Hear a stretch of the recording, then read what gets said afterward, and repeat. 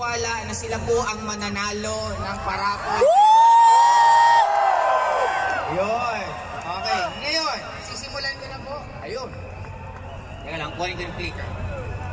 Sa mga hindi po nakakilala sa akin, my name is Joseph Lim. I'm also from Bicol.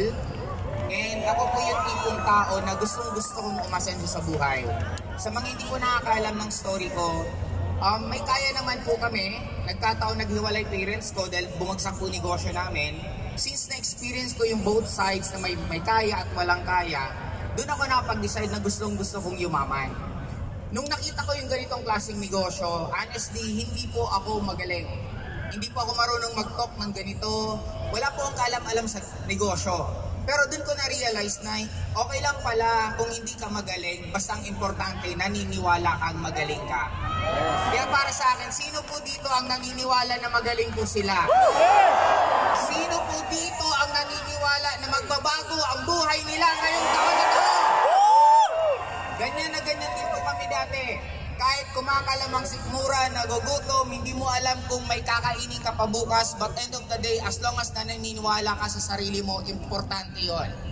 And ako, masasabi ko po sa akin, sa tagal ko sa mundong to, ang hindi po nawala sa akin ang pagiging bata. Kaya pinili ko yung picture na bata po ako, kasi yan po ang magre-remind sa atin kung gaano tayo kagaling. Yan po ang magre-remind sa atin kung gaano kalayo ang pwede natin marating sa mundong ito. Sabi nga ni Peter Pan, don't grow up, it's a trap. Di ba minsan habang nagkakaedad tayo, nahihirapan na tayong ngumiti, nahihirapan na tayong mag-try ng mga bagong bagay. And ako, hindi po ako takot madapa, hindi ako takot magkamali. Kaya nga, sa mga, meron po bang mga nanonood ng vlog ko po dito? Pwede pong pakita. Yes! Sige nga, kung nanonood kayo, anong tawagan? Classmate! Okay, ngayon bakit po classmate? Kasi naniniwala po ako na nag-aaral po tayo sa school na tinatawag na Earth. Magkakaklase ang bawat isa sa atin dito na ang dami po natin ma-experience. Pwede kang matuto sa may mga edad sa'yo at pwede ka rin matuto sa mga bata sa'yo. And sa akin, nung ako po nagsisimula sa ganitong negosyo, isa lang po ang hindi ko po kinalimutan. Kung ano po ang sinasabi ng upline ko, ginagawa at sinusunod ko. Kaya pag sinabing magsalita, kahit hindi po ako marunong, magsasalita ako. Pag sinabing mag-invite ng marami, kahit hindi ko po alam kung saan ko kukunin yung maraming yon, tinuloy-tuloy ko lang. And it started dito po. Sabi sa akin ni Sir FM, Joseph, maganda meron ka ng kotse. Nung time na yon, nag-oo ako sa kanya, pero hindi ko po alam kung saan ako kukuha ng pera. Sumunod si Upline Maylin. Siya din po ang isa pang nag-push sa akin. Kahit hindi ko po alam kung paano ako magkakakotse, ang sagot ko, yes po, Upline. And ito, ipapastra ko po para mabilis. Para nawawala yung ano ko. Yun. Because sa ganitong negosyo, sino ang gusto magkaroon ng kotse this year? Dito po sa company natin, hindi po kayo bibigyan ng kotseng isa. Ang ibibigay sa inyo, maraming sasakyan. Wow! And ito po yung mga naging resulta ko pong sasakyan doing this business. Hindi lang po isa, hindi lang po dalawa, hindi lang po tatlo. Sobra pong dami. Pero ang pinaka gusto ko po dito, maliban sa sasakyan, is travel. Sino po yung gusto mag-travel? Ako! Parang ako yung, hindi ko alam kung ako yung nagugutom o kayo nagugutom. Sino po yung gusto mag-travel? Yun, ngayon. Kami po, nakakapag-travel po kami halos every year. Sobrang dami, hindi ko na po alam kung ilang countries ang napupuntahan po namin. Ang pinaka hindi ko po makalimutan, nag-date po kami ng partner ko. Nakapag-date po kami ng 16 countries in a span of 1 year. Sino po yung gustong mag-date sa iba't ibang bansa? Okay, ngayon, Ikaw di ayaw makipag-date sa iba't ibang bansa. Hindi ko kwento kasi ang dami na po nag-share about sa mga travel nila. Pwede naman More dyan on lang, di ba? ituturo ko na lang sa inyo. Pero Ano pwede din yung buhay doon. na pinaka nag-aantay sa inyo maliban sa travel? At the same time, gusto nyo po bang 100% makuha nyo pangarap nyo? Yes! Okay. O, ready na po kayo makinig? Yes! Sunod. Ito naman po, nagkaroon din po ako ng mga properties. Yung bahay po namin, nakasangla po yun, matutubos na po ng bangko, may makukuha na siya ng bangko, and good news, natubos ko po yun because of ganitong business. And hindi lang po natubos ko yung bahay namin. Meron po mga properties, may mga condo, may mga lote. Ito naman pong building na to, medyo patapos na po siya, baka by next month, tapos na siya. And malaki-laki po talaga ginastos ko dito kasi makakabili ka na ng halos 2 sports car, alaga pa lang tong building na to. Now, bakit ko to kinukwento sa inyo? We started na ang pangarap lang po namin makabili ng sapatos. We started na ang pangarap lang po namin makabili ng mga damit. Minsan nga, ang pangarap dito ng mga distributor, makakain lang ng maayos. Pero ang kagandahan sa company natin, hindi lang po pangarap nyo ang ibibigay, pati hindi nyo pinapangarap sa buhay nyo, ibibigay po ng company natin. Yes! Kasi hindi na po namin to nakita honestly. But because sa ganda po ng sistema, sa ganda po ng ginagawa ng company natin, lalong napupush kaming mag-level up. And sunod, yon, na-interview din po ako sa Kada Umaga. Isa po tong sitcom sa TV, ano ba? Net25, sorry. Isa po to sa Net25 na natutuwa kaya itong feature kasi ang pangalan itong babae, Pia Guanyo, tapos yung isa pang girl, nakikita ko lang sila sa Itbulaga.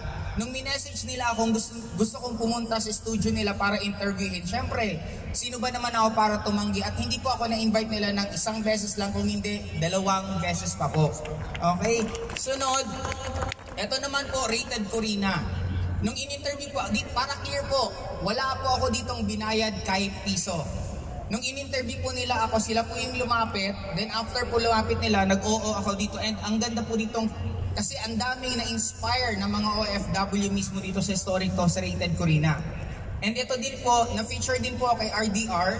Actually po, ako po yung number 1 na number 1 views sa lahat ng in-interview niya because of this kay RDR. Sunod, naging artista din po ako.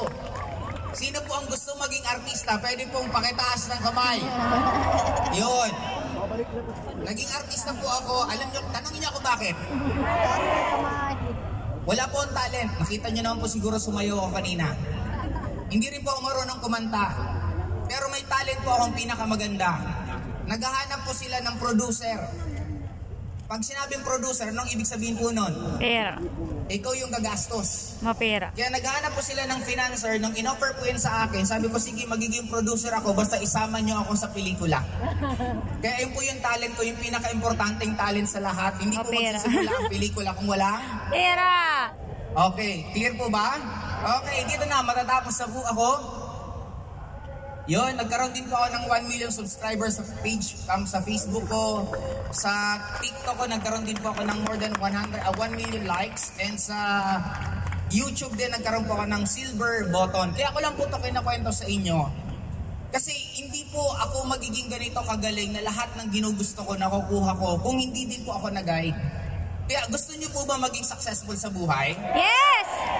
Dapat po marunong po kayo makinig. Yes! Dapat marunong din po kayo magtiwala kasi ang company po natin, ang dami pong magagaling na mga BODs, VPs, at syempre hindi ko rin po, bago ko makalimutan kasi sinadya ko pong wala dito sa picture, pwedeng palakpakan natin si Sir June Espinosa.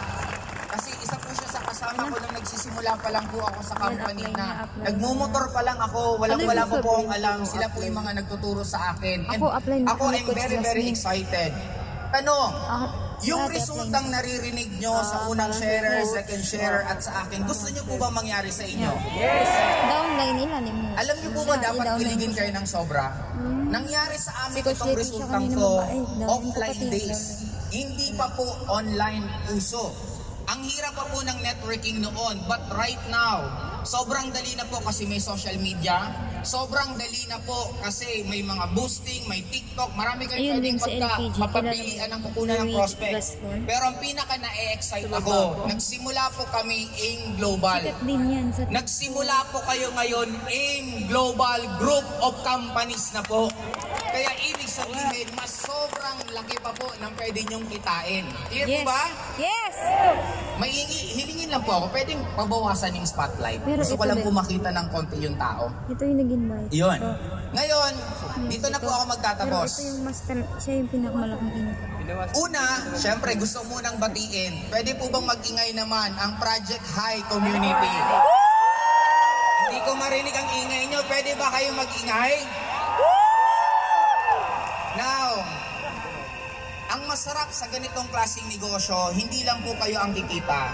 sobra pong dami ang pwedeng kumita under sa inyo. Katulad po sa akin, may mga downlines po ako na may mga sobrang gaganda ng bahay.